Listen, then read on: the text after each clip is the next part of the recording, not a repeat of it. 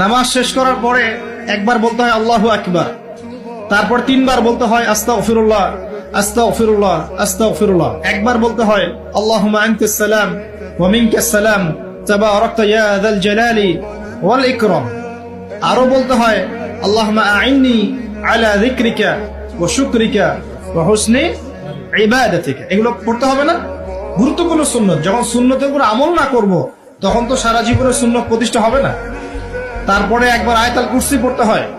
নবীজি বলেছেন সাল্লাল্লাহু আলাইহি ওয়াসাল্লাম, যে ব্যক্তি প্রত্যেক ফরজ নামাজের পর আয়াতুল কুরসি তেলাওয়াত করে মৃত্যু ছাড়া জান্নাতে যাওয়ার জন্য কোনো বাধা নাই তার। আলহামদুলিল্লাহ, মরে গেলে জান্নাতে চলে যাবে ইনশাআল্লাহ।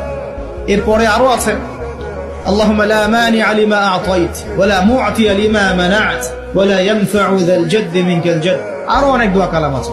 33 বার সুবহানাল্লাহ, 33 বার আলহামদুলিল্লাহ, 33 বার আল্লাহু আকবার, তারপর কালিমা শাহাদাত।